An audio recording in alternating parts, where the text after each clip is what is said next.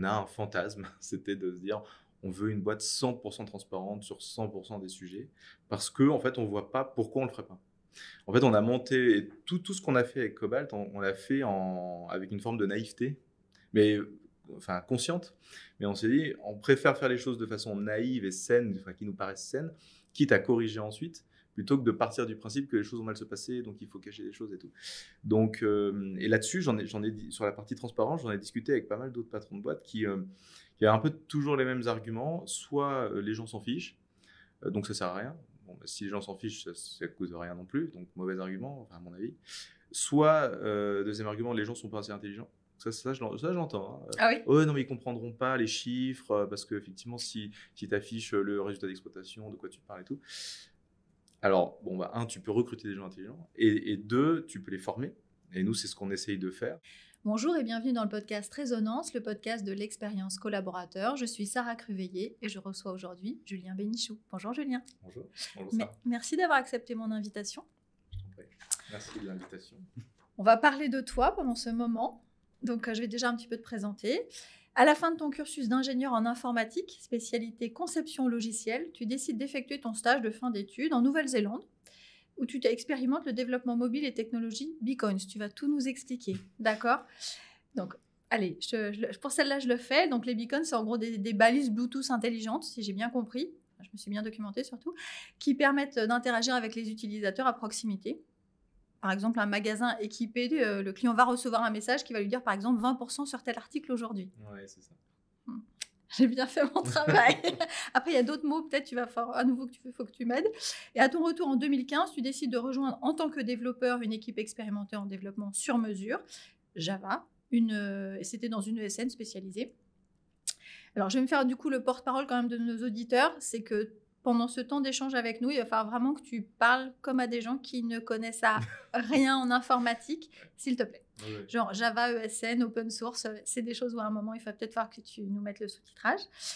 Dans cette équipe, tu participes à la réalisation d'applications de gestion pour divers métiers dans lesquels tu interviens toi-même à différents niveaux techniques.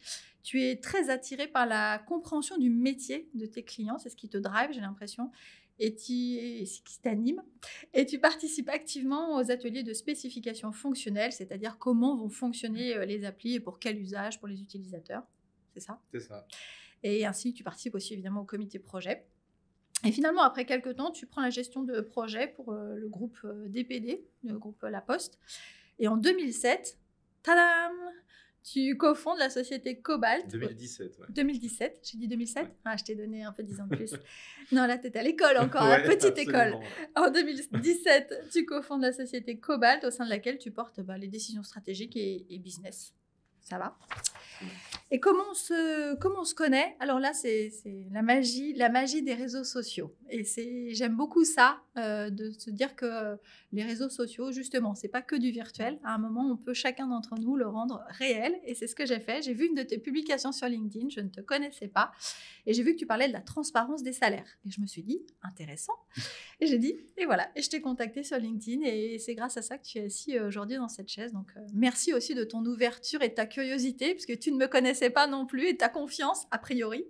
Merci d'être là. On a un rituel dans Résonance. Je vais t'inviter à piocher une carte mystère et à me l'attendre. Et je vais te proposer une question. Je vais prendre la bleue. Allons-y pour la bleue. Parle-moi d'un moment simple dans ta journée, de manière générale.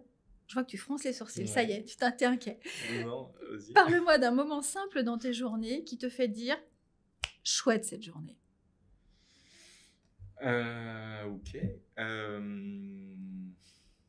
Je dirais que ça commence au début de la journée, déjà. Comme tout le monde, je suis sensible au temps, donc s'il fait beau, déjà, comme aujourd'hui, déjà, ça me met en forme. Et puis, comme en fait, je suis jeune papa, globalement, si je me réveille, j'entends plus le son du réveil, hein, c'est mes enfants qui me réveillent. Si je me réveille et qu'il est 6h quelque chose, je me dis, ah, ça, c'est une chouette journée, c'est bien. Parce que sinon, c'est plutôt 4h quelque chose, et là, c'est plus compliqué. Voilà, donc c'est aussi simple que ça. Ok, chouette cette journée. Ouais, chouette cette journée. On va parler de l'expérience collaborateur. Toi, tu as ta définition de l'expérience collaborateur ? En fait, il y a plein de façons de l'aborder. Moi, je la vois je la vois à 3 niveaux. En tout cas, moi, c'était ma perception quand j'étais salarié. Il y a 3 niveaux. Il y a son niveau à soi, il y a le niveau de l'équipe à laquelle on appartient, ou, voilà, ou de la BU, ou de la petite structure, et le niveau de l'entreprise. Son niveau à soi, c'est est-ce que... En fait, si je résume en une phrase, c'est est-ce que je suis à ma place? Pour moi, c'est ça la définition d'expérience collaborateur. Est-ce que mon métier est intéressant? Est-ce que j'ai le niveau de liberté que je souhaite, ou le niveau d'encadrement que je souhaite? Est-ce que voilà, c'est vraiment moi à mon propre niveau, et les modalités de mon poste, mon salaire, mes conditions, etc. Après, il y a le niveau de l'équipe. Est-ce que j'aime travailler avec les personnes qui m'entourent? Est-ce que en fait, ils me nourrissent? Est-ce que je suis admiratif? Moi, j'ai souvent été admiratif en fait des gens de mon équipe, et du coup hyper fier de travailler avec des gens aussi talentueux. Et puis le troisième niveau, c'est le niveau de l'entreprise. Est-ce que je suis fier de ce que fait l'entreprise et de la façon dont elle fonctionne, du service qu'elle rend à la société? Voilà, c'est un peu les 3 niveaux. Et je considère, en fait, c'est des curseurs où, finalement, par exemple, si on n'a pas les 2 plus hauts niveaux, et ben, le niveau, par exemple, de mon salaire ou de mes conditions, de mes avantages, je ne sais pas, va être très important. Alors que quelque part, si on est fier de l'endroit où on travaille et hyper bien dans l'équipe dans laquelle on travaille, je vais être plus prêt à faire des concessions sur le 3e niveau. Voilà, c'est 3 curseurs qui, pour moi, se compensent. Alors, si on peut avoir tous les curseurs au max, c'est encore mieux, mais en tout cas, c'est ces 3 curseurs. On peut jouer en tout cas avec 3 curseurs différents. Intéressant. Moi, j'ai été surprise quand je t'ai découvert. Quand on est ingénieur-développeur, comme toi, c'est ta formation, comment on se retrouve à 33 ans, patron d'une entreprise qui a déjà 7 ans. Donc là, je pense qu'il y a une histoire derrière tout ça. Alors déjà, juste, on a 7 ans, mais on est 12. Donc, j'ai envie de dire, c'est pas non plus une multinationale. Ça, c'est le premier élément de réponse. Deuxième élément, je ne l'ai pas fait tout seul. On est 5 cofondateurs, et 5 cofondateurs à part égale, et je ne l'aurais pas fait sans eux. J'étais le plus jeune des 5 d'ailleurs. Donc, il se trouve, j'ai pris la direction de la boîte, mais voilà, clairement, je ne l'aurais pas fait sans eux. Après, sur l'histoire, globalement, moi, j'étais effectivement développeur Java, avec donc toute l'histoire que tu as racontée, finalement assez courte. J'ai fait du dev, du fonctionnel, de la gestion de projet. Et en fait, on était dans une ESN qui s'est fait racheter par une autre ESN. Culturellement, ça n'a pas fonctionné, on va dire comme ça. Pour être très court, moi, j'étais dans une équipe où on était passionné par la qualité, le niveau de qualité de ce qu'on faisait, à la fois technique, mais aussi expérience client. Et voilà, le SN qui nous a racheté était plus traditionnel, elle était détenue par des fonds d'investissement, donc il y avait des logiques de croissance et autres qui mettaient moins l'accent et la priorité sur les critères qualité. Voilà. Et donc, du coup, à partir de ce moment-là, on a décidé je dis on, parce encore une fois, on était 5, on a décidé de regarder un petit peu à l'extérieur. Donc, soit on changeait de job, on se faisait recruter quelque part ailleurs. Mais on s'est plutôt dit, en fait, nous, on aime la façon dont on fonctionne, on aime la façon dont on travaille. Visiblement, on travaille plutôt bien, en tout cas nos clients sont contents. On va essayer de proposer cette valeur et cette offre et cette façon de fonctionner à d'autres entreprises en fait. Et donc c'est là que je suis allé toquer à la porte de plusieurs boîtes en leur disant voilà comment on fonctionne. Alors des boîtes qui étaient prêtes à recruter 5 développeurs Java, j'en ai trouvé plein. Oui, j'imagine. Qu'on soit bon ou pas d'ailleurs. Mais par contre des boîtes qui nous laissaient le degré de liberté qu'on demandait, je me rendais pas compte à quel point c'était beaucoup demandé. Mais effectivement, on demandait de choisir nos technos, nos collaborateurs, nos clients. Bon, donc notre façon de travailler, notre méthode. Bon. Donc ça faisait beaucoup. Et globalement, les gens regardaient ça en me disant c'est intéressant, sur le papier ça peut fonctionner, mais ça a l'air quand même assez théorique et assez bisounours l'histoire. Et surtout, j'ai peur que ça fasse trop village gaulois dans ma boîte, donc moyen. Et finalement, je te passe toutes les mésaventures qui s'est produites. On a failli se lancer, bon ça s'est pas fait, etc. On s'est dit bon, on va être obligé de le faire nous-mêmes en fait. Mais c'est important de le comprendre parce que je dis souvent que Cobalt, c'est pas une start-up, parce qu'on n'a pas un modèle de forte croissance, on en reparlera peut-être. Et moi, je dis souvent aussi, je suis pas un entrepreneur, en tout cas, je me considère pas vraiment comme tel parce que finalement, j'ai l'impression qu'on a été contraint de monter la boîte pour travailler de la façon dont on pensait que c'était la meilleure, et à la fois techniquement parlant, mais aussi de la façon de fonctionner d'une entreprise qui nous paraissait être la plus saine possible. Et pour moi, il y a une vraie différence entre ce que j'appelle un entrepreneur, c'est quelqu'un pour qui l'entrepreneuriat, c'est la priorité, et son moteur, c'est le fait d'entreprendre. Et il travaille sur son entreprise. Et alors que moi, je travaille dans mon entreprise. Donc, c'est très différent. En fait, on a créé un cadre pour travailler comme on le pensait dedans. Donc voilà, c'est très différent et ça induit un peu tout le reste. Et donc voilà, donc on s'est lancé dans l'aventure toute fin 2017. Et après, on a eu la chance en tout cas que ça fonctionne assez rapidement. Donc, voilà. Donc vous étiez une équipe de 5 déjà au départ, donc c'est 5 qui sont restés, qui sont toujours là, qui sont associés aussi. Et l'aventure de je suis le plus jeune et finalement c'est moi qui prends la direction de la boîte, ça c'est quoi? Vous avez tiré Ah non, alors ça c'est vraiment une histoire particulière et je pense que Renaud m'en voudra pas de la raconter, mais en fait donc on allait voir des investisseurs, il nous fallait un peu de fonds de roulement, j'entre dans les détails, mais dans la première année, donc il fallait quand même qu'on fasse une petite levée de fonds avec 2-3 business angels et du coup on a fait ce qu'on appelle un pitch deck, voilà, donc les slides de présentation de la boîte et du business model et on va présenter ça et donc moi j'allais présenter ça parce que j'étais celui qui avait le plus d'attrait pour l'exercice. J'avais présenté ça aux différents investisseurs. Et un jour, et donc moi, j'étais pas du tout censé être le patron de la boîte, en fait. J'avais pris plutôt la partie business développement et opération. Et en fait, un jour, on présente les slides et je vois sur les slides que mon intitulé sous ma tête, l'intitulé a changé et je suis maintenant président de Cobalt. Et là, mais surprise complète. Et donc, je fais comme si tout était normal. Et en sortant, je demande à donc, Renaud, qui est mon associé principal, parce qu'en tout cas, on est 2 à la direction. Et il me dit, oui, j'en ai parlé aux autres, j'ai trouvé ça normal, cohérent. C'était sympa de m'en parler. Donc, voilà, ça s'est fait comme ça, en fait. Un concours de circonstances. Voilà, ouais. Ok, très bien. C'est joli, en tout cas, comme histoire.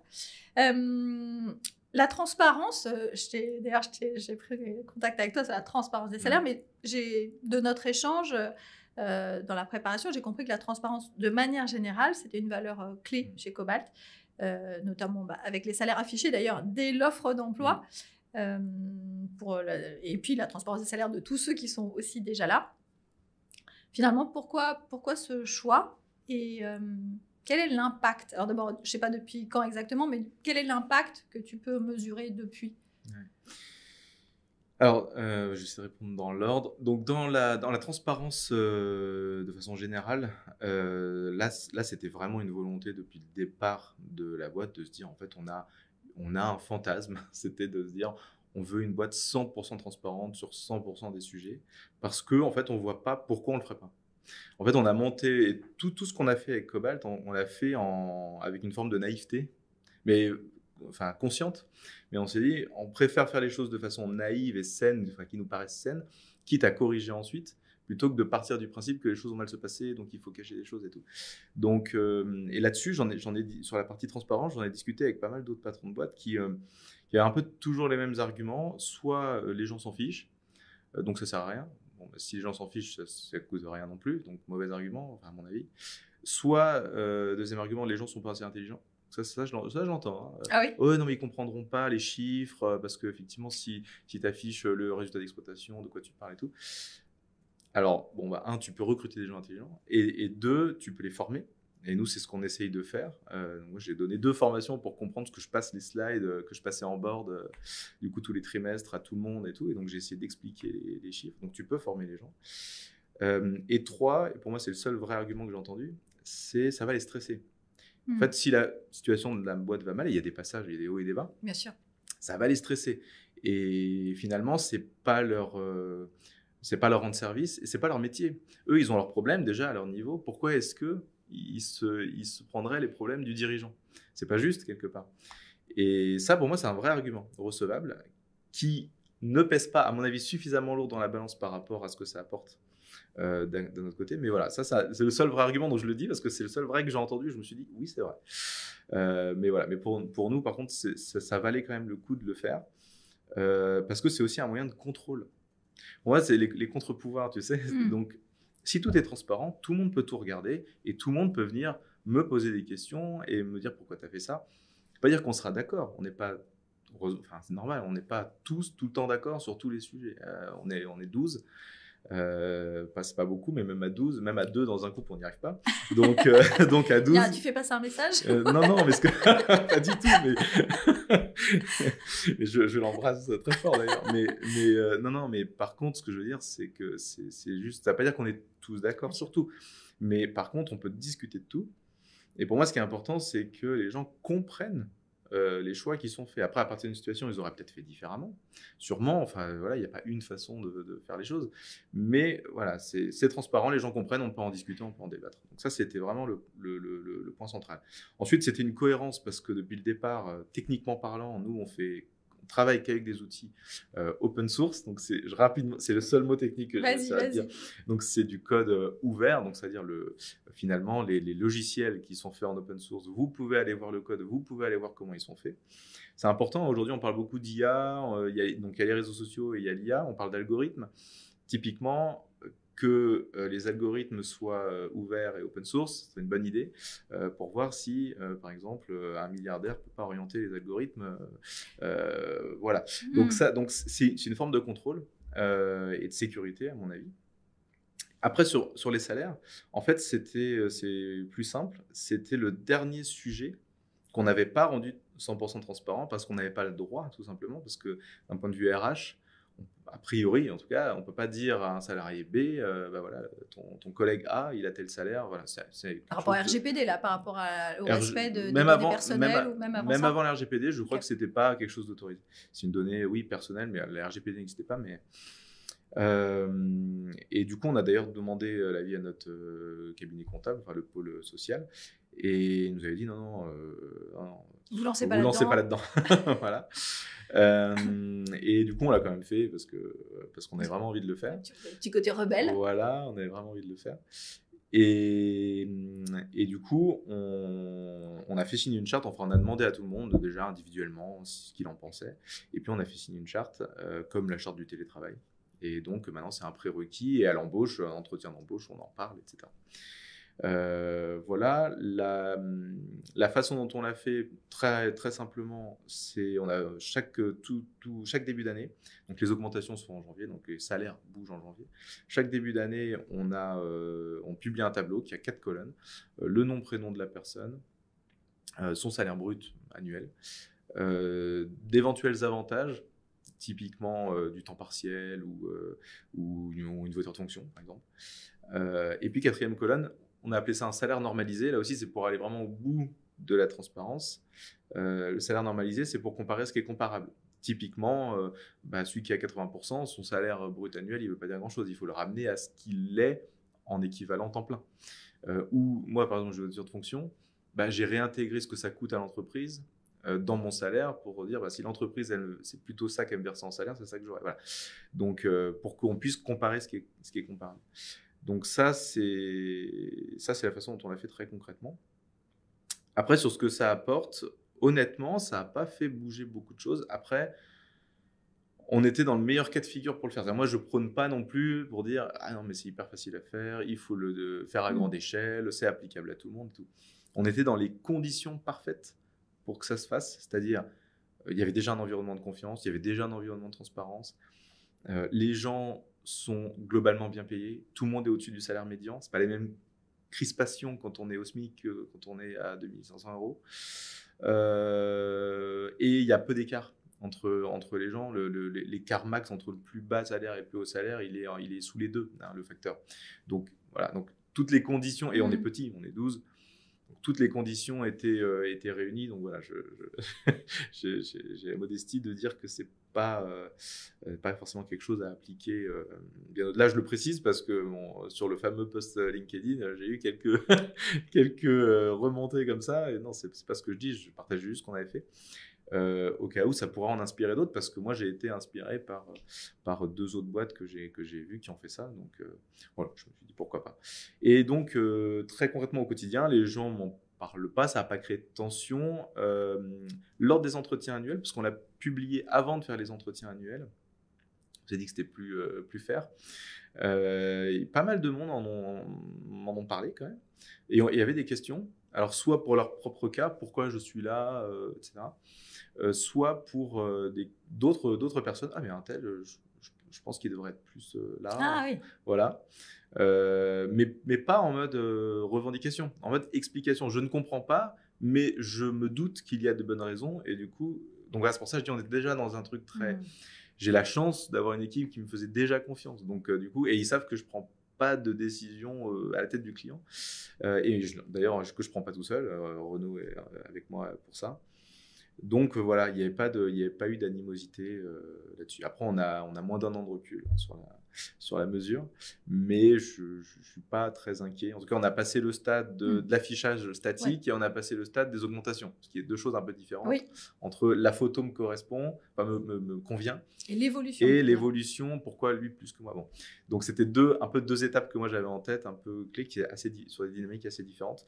Les deux, pour l'instant, en tout cas, se sont bien passés. Donc, Et par rapport à l'expérience candidat, le fait que vous affichiez aussi le salaire au moment de l'annonce, tu as eu des retours, ça, de candidats? C'est quoi un peu leur Alors ça, pour le coup, retour? c'est vraiment une initiative de Renault qui a fait ça à l'origine pour les inégalités hommes-femmes.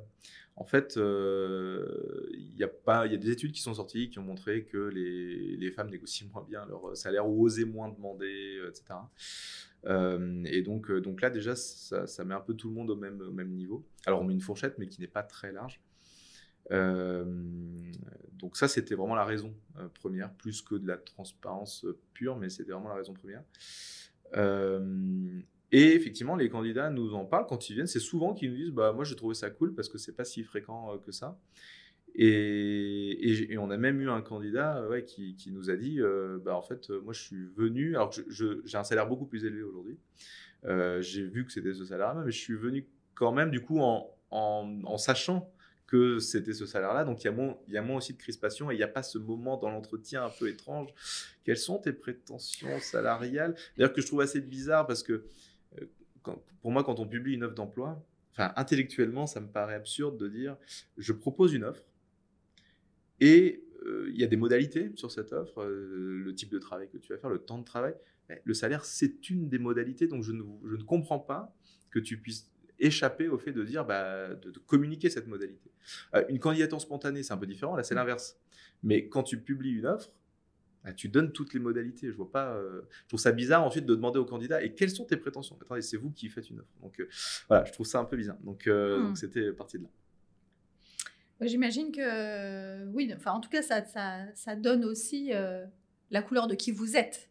Déjà, je pense que dès la première impression qu'on a quand on voit une offre, ça dit quelque chose de vous déjà. J'espère. Ouais, j'espère.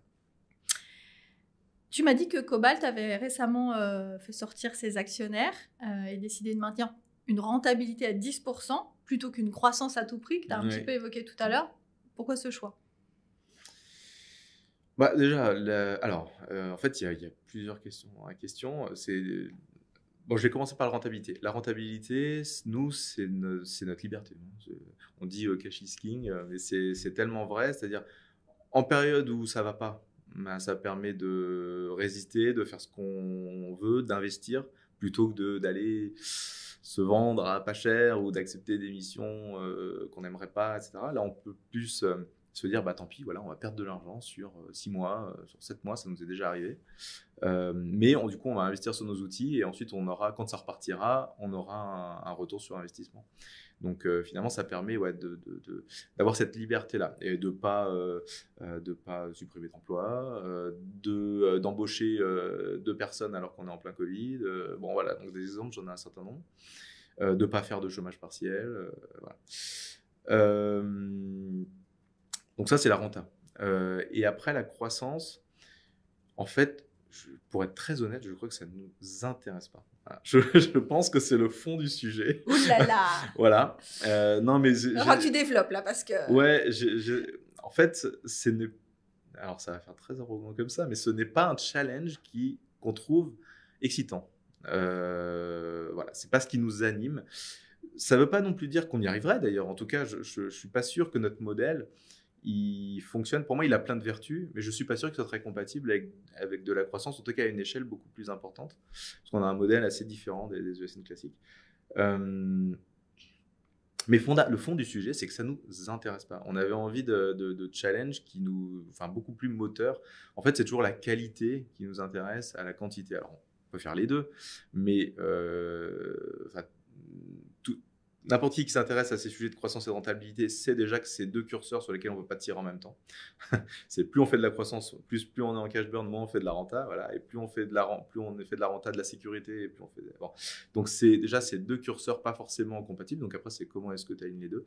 C'est vrai que nous on a décidé de plus donner d'objectifs de croissance. Les objectifs de croissance peuvent être hérités de la rentabilité. Par exemple, on a un coup de cœur sur une personne, on fait un recrutement dans l'équipe. On veut garder le même niveau de rentabilité, on va devoir faire un peu de croissance pour atteindre ce niveau. Mais c'est toujours une conséquence. On n'a pas d'objectif de croissance en soi. Voilà. Et donc pour les investisseurs, mais c'est lié, du coup, c'est vrai qu'on avait des objectifs alignés quand on a monté la boîte. On était tous en phase avec ce qu'il fallait faire. Globalement, on leur a présenté notre modèle, ce qu'on voulait faire. Ils nous ont dit super les gars, votre monde de bisounours, il a l'air trop bien, mais il faut que vous montriez que ça fonctionne dans la vraie vie. Donc, il faut que vous dépassiez 1 million d'euros. Il y avait un certain nombre de critères. On a dit banco. Et en fait, on a atteint tous ces objectifs au bout de la 6e année. Et on s'est dit, qu'est-ce qu'on fait ensuite ? Vu des investisseurs, c'est logique de se dire, maintenant, vous faites 2 millions d'euros, puis 3 millions d'euros. Voilà. Nous, de notre point de vue, c'était pas ce qui nous intéressait. Donc, on s'est mis d'un commun accord de les faire sortir. Et on s'est plutôt dit, par contre, on n'avait pas non plus envie de rien faire et de juste continuer, même si on adore notre métier. Mais on s'est plutôt dit, on va rajouter un nouvel étage, finalement, une nouvelle brique à la pyramide de Maslow professionnelle, voilà, comme je l'appelle. C'est un peu le premier étage, c'est un petit peu payer les salaires et les locaux, et survivre, voilà, et faire un peu de trésor pour être en sécurité. Le deuxième étage, c'est la raison pour laquelle on a monté la boîte. C'est tout ce modèle avec un objectif de 100% de clients ravis, de top qualité, de 0% de turnover, etc. Ça, c'est vraiment la raison d'être de Cobalt, de pourquoi est-ce qu'on a monté la boîte. Et on s'est dit, comment est-ce qu'on rajoute un troisième étage ? Et en fait, ça arrivait assez naturellement parce qu'en fait, on s'est rendu compte qu'on arrivait à être vertueux pour nous-mêmes, notre équipe, nos clients. On s'est dit comment être vertueux au-delà. Et donc, on a décidé de se dire, on va orienter toute la stratégie de la boîte sur les sujets environnementaux. Et là-dessus, on se dit, mais tout en gardant les piliers. En fait, le challenge, pour moi, c'est ça. Il faut continuer à montrer qu'on peut être rentable et finalement qu'on puisse créer de la valeur financière. Mais en prouvant que ce modèle, très capitaliste finalement, fonctionne en étant vertueux pour toutes les externalités. En fait. Et jusqu'à l'environnement. Donc on s'est dit, si en plus, pour nos salariés c'est oui, pour nos clients c'est oui, et si en plus pour l'environnement c'est oui, enfin voilà, ça c'est un truc qui nous anime beaucoup plus. Moi, à titre très personnel, c'est quelque chose que j'ai toujours eu en tête et en débat. Alors, je ne sais pas si je peux faire une parenthèse, mais tu fais une parenthèse. Non, en fait, quand je rencontre d'autres patrons de boîte en soirée, etc., je suis un peu le patron de gauche, tu vois. Mais parmi mes amis, dans le privé, je suis plutôt le mec de droite. Donc historiquement, dans les soirées, avec mes amis, beaucoup de débats politiques et de vision du monde et tout, et de débats sur le capitalisme, oui, non, machin. Et moi, j'ai toujours défendu l'idée que, non, en fait, c'est un outil et en fait, on peut en faire quelque chose de vertueux. C'est un outil hyper efficace pour créer de la valeur. Et après, c'est qu'est-ce que t'en fais de cette valeur-là. Et donc, nous, on s'en est servi pour, par exemple, baisser le taux d'activité à 70%. Voilà. Aujourd'hui, on redistribue 30% des bénéfices de la boîte, 10% aux salariés, 10% à l'open source, 10% à l'environnement. Donc, voilà, on peut faire des choses vertueuses. Et donc, moi, j'ai toujours eu ça en tête de me dire, en fait, c'est un outil et j'ai envie de prouver qu'on peut faire des choses très vertueuses, en fait, avec ce système purement capitalistique, en fait. Pourquoi je me suis égaré là-dedans oui, et donc du coup, voilà, donc c'est ça donc l'environnement, donc ce nouvel étage de la pyramide de Maslow, c'était professionnel, c'était de se dire, c'est ça notre challenge, finalement, c'est de se rajouter une contrainte supplémentaire, parce que c'est une contrainte supplémentaire, comme se dire, il y a du bien-être des salariés, etc. C'est de se dire, on se met encore un objectif vertueux supplémentaire, mais on doit tout en conservant le reste. Ça on trouvait ça assez trippant. Alors que la croissance pure, ça nous est pas arrivé. Voilà.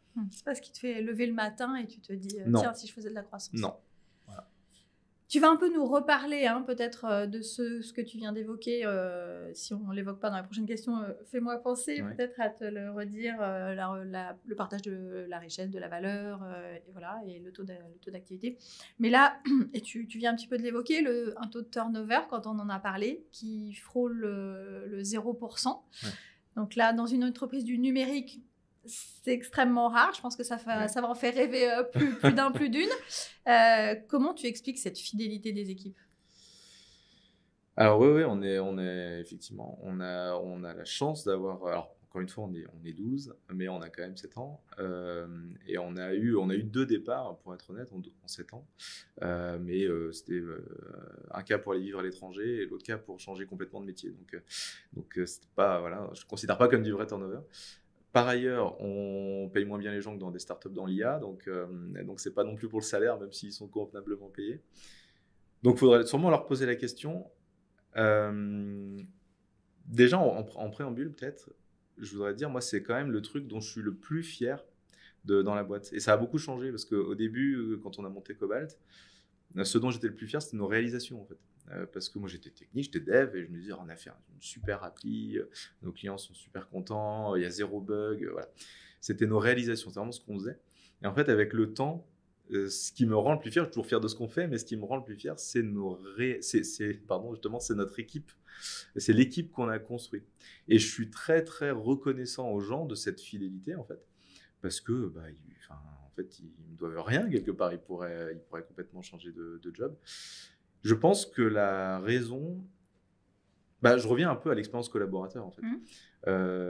C'est que peut-être aux 3 étages, ça match. C'est-à-dire que je pense qu'ils sont globalement contents de ce qu'on fait chez Cobalt. Moi, j'ai un exemple là-dessus d'un recrutement qu'on a fait il y a 2 ans, de quelqu'un qui était 2 fois mieux payé d'ailleurs que chez nous.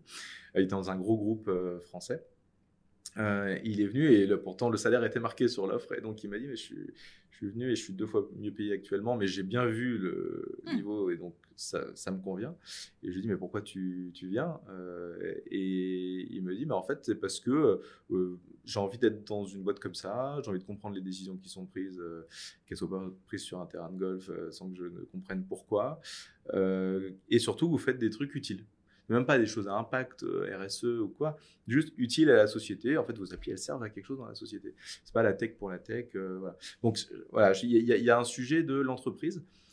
Ensuite, je pense, le truc principal, c'est l'équipe. C'est que les gens, ils aiment leur environnement de travail. Je pense qu'ils sont fiers de bosser avec les gens qui sont autour d'eux. Je pense que c'est vraiment ça le truc.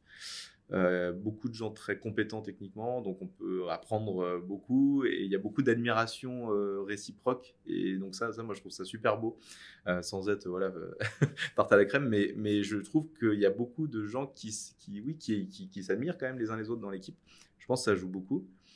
Voilà, et puis à titre personnel, je pense que leur job est intéressant, j'espère en tout cas qu'il est intéressant, puisque typiquement à chaque nouveau projet, nous on fait du développement sur mesure, donc en fait à chaque nouveau projet c'est un nouveau client, c'est un nouveau métier. En plus on n'a même pas de verticaux métiers, donc on va passer du télécom à la santé, à la formation, donc à la construction, au BTP. Donc à chaque fois, c'est quand même des mondes qui ont leur propre langage et leur propre code et tout. Et donc c'est hyper enrichissant, je pense. Donc voilà, donc je pense que la réponse, c'est un peu les 3 niveaux, mais il faudra sûrement leur poser la question. Dans ce que tu as dit, quand tu as parlé de cette personne, tu as dit, parce que finalement, nos applis, c'est utile. Tu n'as pas dit finalement... on a dit que c'était du sur-mesure, mais pourquoi c'est utile? C'est la finalité. C'est vraiment la finalité. En fait, c'est vrai qu'on choisit nos projets. Et c'est aussi une des raisons pour lesquelles on ne fait pas de croissance. En fait, si on avait des objectifs de croissance, il faudrait peut-être choisir des projets qu'on trouverait moins intéressants que d'autres. Donc là, on ne fait pas de compromis par rapport à ça. On travaille beaucoup dans le public. Et en fait, mine de rien, je ne sais pas si... faut pas que je dise de mal de mes clients, mais c'est pas toujours le client le plus simple, mais la finalité de ce qu'on réalise est toujours très utile quand même à la société.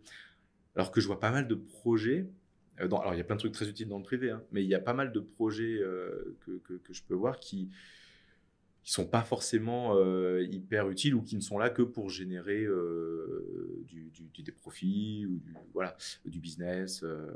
Donc voilà, nous, c'est vrai que c'est plutôt, on essaye de faire des solutions à destination des métiers, des gens qui vont financer la formation en France, mais même dans le privé, hein, on a travaillé dans le domaine du BTP, dans le domaine du recyclage des déchets. Bon, là, c'était intéressant parce qu'en fait, on pouvait vraiment doubler, en l'occurrence, le taux de recyclage et de valorisation des déchets sur les chantiers en dématérialisant le process. Voilà, mais on essaie toujours de trouver que c'est utile à soit l'environnement, soit un peu à la société dans son ensemble. Donc ça peut être très large. Mais en tout cas, c'est pas juste de la tech pour la tech ou du business pour le business. La stratégie, vous avez revisité récemment la stratégie, tu parles aussi de ces 3 étages. Donc vous l'avez revisitée, vous l'avez co-construite à nouveau ensemble avec l'ensemble des collaborateurs. Finalement, comment vous avez procédé et qu'est-ce qui en est ressorti de cette revisite? Ouais. Alors je vais expliquer rapidement parce que c'était assez rapide. Bon, on est 12, donc encore une fois, on a pu. En gros, on a fait une journée off. Tout le monde est venu et on a fait un atelier de travail dans lequel tout le monde pouvait lancer des idées sur des post-it. Il y avait 3 couleurs de post-it. Je crois qu'il y avait le rouge, c'était pour arrêter, je souhaite qu'on arrête de faire ça. Le bleu, c'était on fait ça, je trouve ça chouette et je veux surtout que ça continue. Et le vert, c'était on fait pas ça, mais j'aimerais bien qu'on le fasse. Donc tout le monde a donné ses idées. Ensuite, il y a eu une phase de vote où chacun pouvait mettre des pouces, parce qu'on a fait ça sur c'était pas des vrais post-it, c'était dématérialisé, mais tout le monde pouvait mettre un pouce en l'air, un pouce en bas, donc il y a eu une phase de vote sur les post-it. Ensuite, il y a eu une phase de catégorisation des post-it sur les grands verticaux de l'entreprise, RH, commerce, méthodo, technique. Et ensuite, on a fait des groupes de travail, donc tout ça dans la même journée, où on a demandé aux gens de placer ces post-it sur 2 axes. L'axe désordonné, c'était le niveau on va dire, c'était plutôt une idée macroscopique ou vraiment une action microscopique. Donc l'idée macro, c'est le principe macro, c'est la transparence, une transparence absolue. Voilà. Et le niveau micro, c'est mettre en place la transparence des salaires, par exemple. Et ensuite, l'axe des abscisses, c'était sur le niveau de consensus que faisait l'idée avec ses pouces en l'air voilà, et ses pouces en bas. Et une fois qu'on a fait ça, après on a fait une activité voilà, sympa tous ensemble le reste de la journée. Après, le travail était plutôt dans ma cour. J'ai repris toutes ces idées et je les ai hiérarchisées et structurées en 3, donc par catégorie, RH, commerce, technique, méthodo. Et je les ai structurées en 3 étages, des grandes orientations, sous chaque grande orientation des objectifs et sous chaque objectif des actions unitaires. Voilà. De là, et après, là, c'est la partie peut-être encore plus importante. Donc, tout ça, on a mis ça dans une base de données et on a demandé aux gens de s'inscrire sur les actions, donc pas sur les orientations et tout, sur les actions, en disant moi, je suis intéressé par le sujet, je veux bien donner un coup de main là-dessus, travailler là-dessus.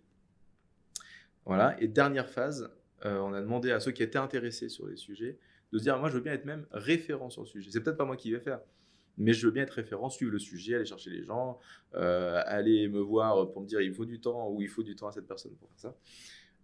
Donc voilà, donc ça s'est fait en ces différentes étapes-là. Et en fait, ça a vraiment super bien fonctionné. J'avais peur de déjà qu'il n'y ait pas forcément d'idées qui sortent. Je me suis dit, bon, peut-être les gens vont dire, bon, non, on n'a pas trop On est d'idées. déjà bien comme ça. Voilà, on n'a pas trop d'idées. En fait, il y en a eu 107 de mémoire. J'en ai retenu 102, je crois, ou 103. Bon, les trucs que j'ai pas retenus, c'était genre la salle de sieste. Il y a des trucs qu'on pouvait pas matériellement faire, mais globalement, j'ai retenu toutes les idées parce qu'il n'y avait pas non plus de trucs trop farfelus. Et surtout, le fait que les gens se les approprient, en fait, s'ils se l'ont approprié, parce que c'est eux qui l'ont construite. Ensuite, ça a créé une roadmap, justement, sur 3 ans, avec plein d'actions, et surtout qui sont dans une cohérence globale, puisqu'on peut toujours les remonter à un objectif et à une orientation stratégique qui est cohérente avec les valeurs de la boîte. Donc ça, c'est vraiment la façon dont on l'a fait. Et après, il y a des roadmaps transverses à ces silos RH, commerce et autres. Et typiquement, l'environnement, c'était ça, c'est sûrement la roadmap, la plus grosse roadmap transverse. C'est aussi la sécurité, mais voilà. Et parce que l'environnement, c'est un sujet qui touche en fait ça peut pas être un silo, ça touche tous les autres verticaux. Parce que dans le commerce, on décide d'aller prospecter que des projets à impact, parce que dans le RH, on a décidé de changer de locaux pour des locaux plus sobres énergétiquement, qu'on met en place un forfait mobilité durable et autres, qu'en méthodo, on fait de l'éco-conception, qu'en IT, on fait du green IT, voilà. Donc ça touche vraiment tout. Et les conséquences, c'est que je trouve que les sujets avancent beaucoup plus vite, beaucoup mieux, parce que déjà, il y a des référents. C'est eux qui se sont portés volontaires. C'est leur sujet, donc ils ont envie que ça avance. Donc en fait, voilà. Et surtout, il y a moins de frustration parce que quelque part, si un sujet n'avance pas, on sait pourquoi. C'est soit parce que personne ne l'a pris, soit parce que le référent, il n'avait pas le temps et il ne s'en est pas occupé, mais quelque part, il peut s'en prendre qu'à soi-même. Soit qu'il est venu me voir et que j'ai arbitré en disant « Ah non, là, c'est trop le rush, sur tel projet, on ne peut pas. » Mais en tout cas, il y a plus de zones où on se dit ce sujet, personne ne s'en occupe. Et voilà. Donc ça, c'est vraiment super chouette. Et surtout, j'ai eu une très bonne surprise quand on a fait les entretiens annuels en fin d'année dernière. Quasiment tout le monde m'en a parlé. J'ai jamais posé la question. Tout le monde m'a dit ça c'est vraiment super, etc.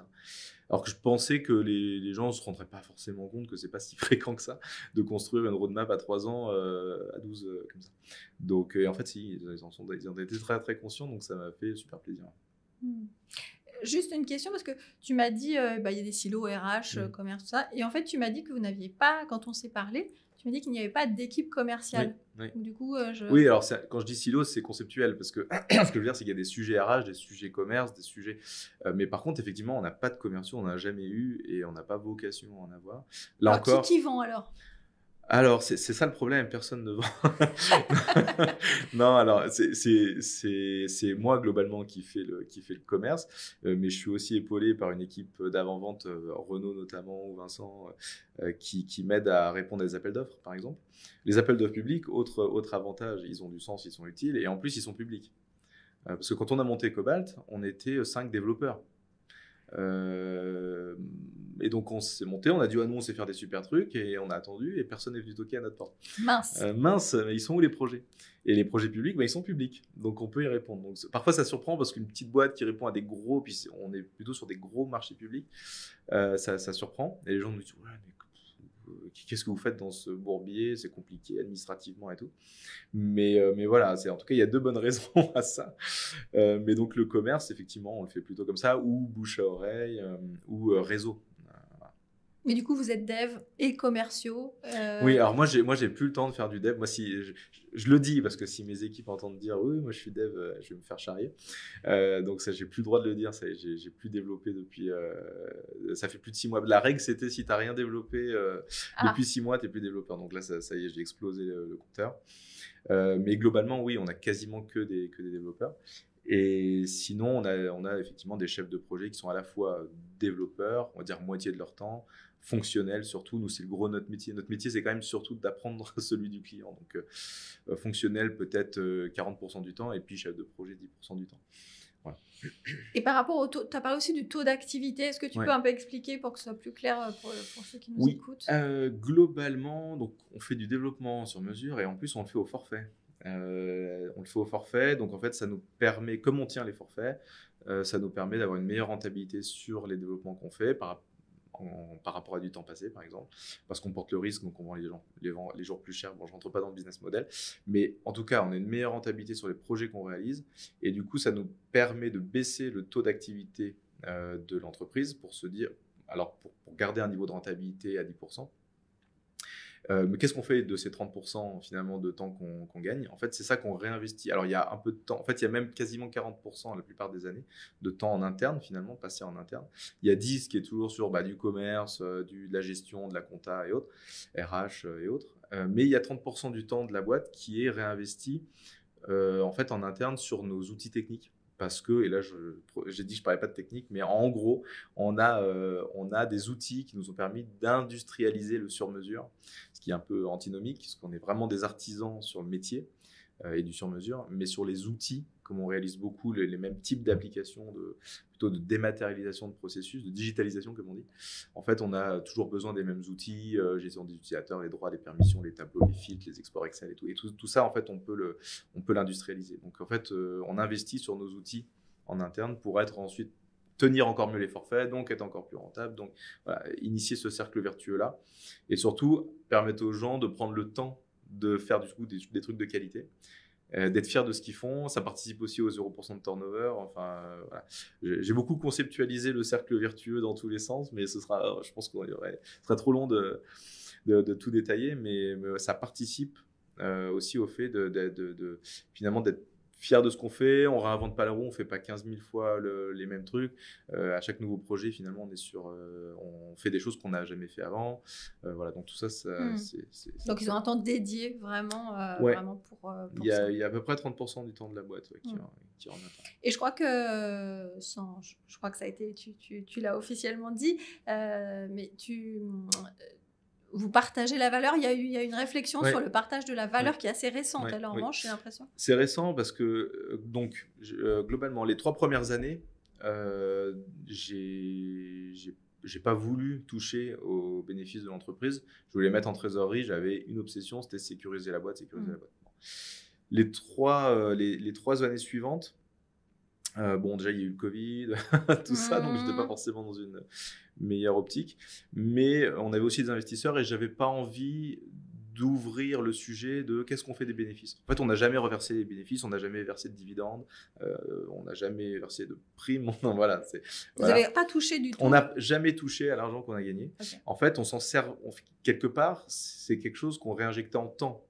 En fait, on le réinjecte en live en temps, c'est-à-dire on accepte de... Parce que si on était à un taux d'activité, peut-être qu'on se pourrait se dire, si on était à un taux d'activité beaucoup plus élevé, on pourrait gagner beaucoup plus. Mais on fait le choix aussi de se dire, non, ce truc-là, on le réinjecte en temps, finalement, cette productivité-là. Et je n'avais pas envie d'ouvrir le sujet de dividendes ou autre. Donc, on a fait sortir les investisseurs l'année dernière. Et donc, ça, c'est d'une part. D'autre part, on commence à avoir suffisamment de trésor pour que je considère que la boîte est sécurisée. Et puis ensuite, il y a aussi l'orientation stratégique de 100% d'entreprise sur les sujets environnementaux. Et donc, tout ça a un peu convergé. Et on s'est dit, maintenant, c'est peut-être le moment de se dire, OK, on peut se dire, on prend une partie des bénéfices que réalise l'entreprise et on va les redistribuer. On voulait que ce soit significatif. Donc 30%, c'est assez significatif. C'est quasiment un tiers. On prend 30% des bénéfices et on les redistribue. On les redistribue à qui ? On s'est dit, en fait, on a 3 piliers dans la boîte. C'est l'équipe, j'en ai parlé, c'est vraiment la première fierté.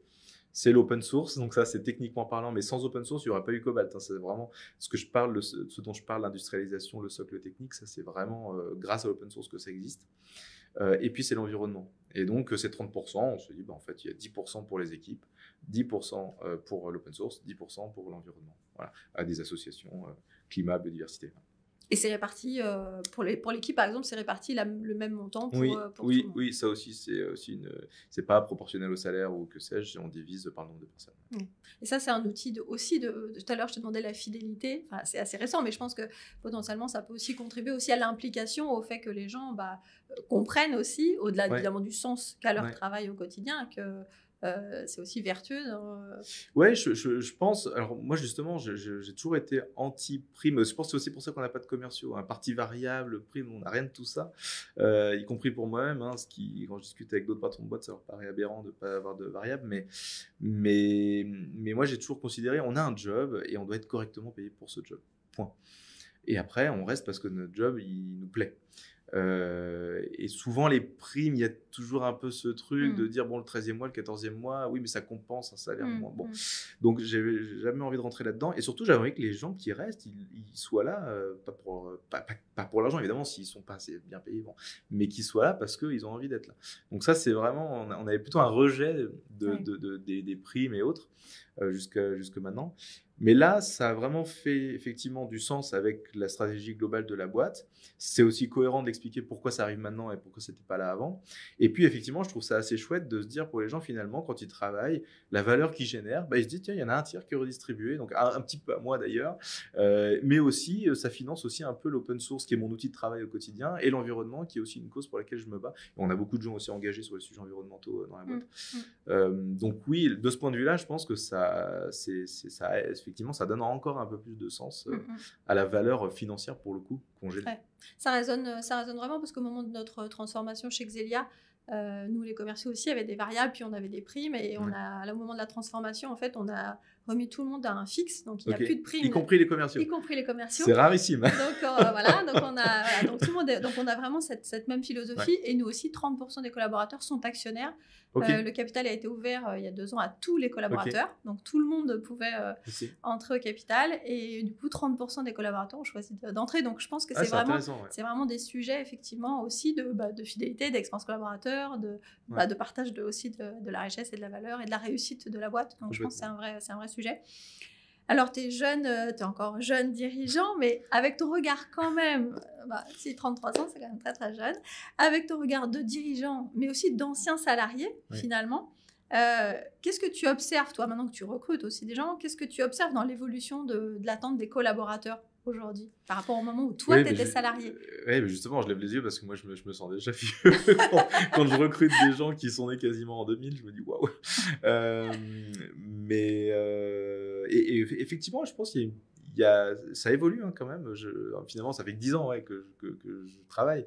Mais il y a une vraie évolution quand même assez rapide sur ce qu'attendent les collaborateurs. Alors peut-être que j'ai peut-être une vision aussi biaisée parce que peut-être que je recrute des gens comme ça. Donc voilà, je mets un petit, on recrute pas non plus, comme vous l'avez compris, des dizaines de personnes par an,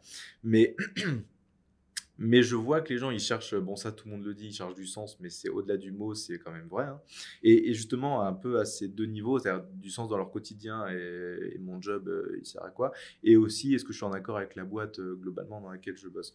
Donc ça c'est une vraie réalité. On l'entend partout, mais c'est quand même un vrai truc que je vois aussi en entretien.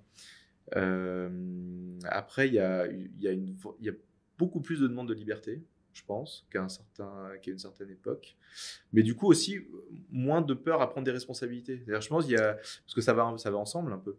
Et en fait, je pense qu'il y a vraiment des curseurs qui bougent entre, peut-être que moi, quand j'ai commencé à bosser, il y avait pas mal de gens autour de moi qui, finalement, ils n'avaient pas forcément énormément de liberté, mais ils ne voulaient pas non plus trop de responsabilité. Donc, ça leur allait, c'était un confort qui leur allait. Là, je pense que les curseurs bougent entre je suis prêt à prendre des responsabilités, mais tu me donnes les libertés qui vont avec, ce qui est normal, c'est le deal. Ça, je l'observe. Et après, dans la transparence aussi, je trouve que c'est vraiment important pour les nouvelles générations là, qui arrivent.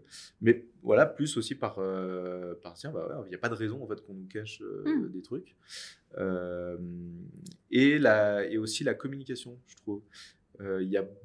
Moi, je suis surpris parce que, et pourtant, je suis pas quelqu'un d'introverti, on va dire ça. Mais voilà, moi, quand j'arrive dans un nouvel endroit, machin, je me fais un peu discret, j'observe. Là, il y a quand même plus tendance, voilà, vraiment, j'arrive, je suis là, j'ai ma place. Mais c'est pas plus mal, hein, c'est juste que c'est un peu déstabilisant. Et il y a beaucoup plus aussi de volonté de discussion simple et directe. En plus, dans la tech, le vouvoiement n'existe plus. Il n'y a pas de façon différente de parler à sa hiérarchie. Moi, en tout cas, j'essaye vraiment de faire ça. J'ai jamais eu de bureau. J'ai toujours un bureau dans l'open space avec tout le monde. Et je pense qu'on peut venir me parler. Je me fais pas d'illusions. Je pense qu'on ne dit pas tout. Voilà, mais je sens qu'il y a vraiment cette volonté de dire, en fait, je parle à tout le monde et tout le monde a un job différent. Mon patron, il a un job. Il se trouve que son job, c'est de me manager. Mais quelque part, j'ai pas à lui parler différemment de mon collègue qui est développeur voilà. Donc ça, je sens qu'il y a vraiment ce truc-là de recherche finalement de simplicité en fait dans le job. Donc moi, ça me va très bien. Mais en 10 ans quand même, j'ai vu que ça. T'as vu une vraie évolution. J'ai vu que ça changeait. Ouais. On arrive à la fin de l'épisode. Qui tu aimerais entendre, toi, dans un futur épisode de Résonance ? Alors, tu m'as demandé de préparer cette question. Et la règle, c'était me demander une personne et je ne vais pas respecter la règle puisque je vais en proposer 3. Ah bah écoute, tant mieux pour nous. Non, il y a 3 personnes je pense. Il y a Hugo Hans qui a monté Bilo. Je pense que lui, c'est intéressant parce que, bon, déjà, je le trouve passionnant. Et il a été justement salarié dans une société de services en informatique pendant des années. Lui, pour le coup, il a fait commerce et il a fait un virage à 180 degrés sur les sujets environnementaux. Il a monté sa boîte et aujourd'hui, il a un management particulier. Ils sont. Ne dis pas oui, trop, pardon. Trop. Ah bah, je te ne dis spoil pas. Ouais, parce je que spoil sinon, pas. Mais voilà. Mais on comprend qu'il est passionnant. Il est passionnant. Il a monté sa boîte et vraiment, je pense qu'il du coup, il a les deux visions. Deuxième personne, Timothée Sommet, qui a monté aussi une boîte à l'époque. Donc moi, quand j'ai démarré Cobalt, je pense que c'était les tout débuts de leur boîte. Et pareil, pour le coup, très start-up, comme ça. Comme ça veut dire croissance. Ouais, ceux qui nous écoutent, qui nous regardent pas, ceux qui sont sur Spotify. Oui, c'est vrai. Ouais, croissance à fond. En plus, il faisait un produit à destination des commerciaux. Donc voilà, là-dedans, lui aussi, il a vraiment complètement viré à 180 degrés. Et aujourd'hui, il est repassé par le salariat.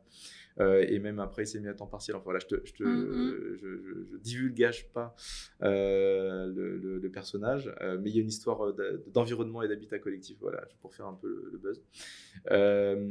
Et qu'est-ce que je voulais dire? Et du coup, le troisième, Sylvain Tillon. Donc, il a monté la boîte dont je parle avec Timothée. Donc, c'était les deux cofondateurs. Dans cette boîte-là, ils ont mis en place la transparence des salaires. C'était la première fois que j'en entendais parler, justement. Et ça fait partie des deux boîtes qui m'ont inspiré pour le faire. Et alors, lui, c'est un serial entrepreneur. Mais vraiment depuis son plus jeune âge, et enfin voilà, je pourrais l'écouter des heures, il est passionnant.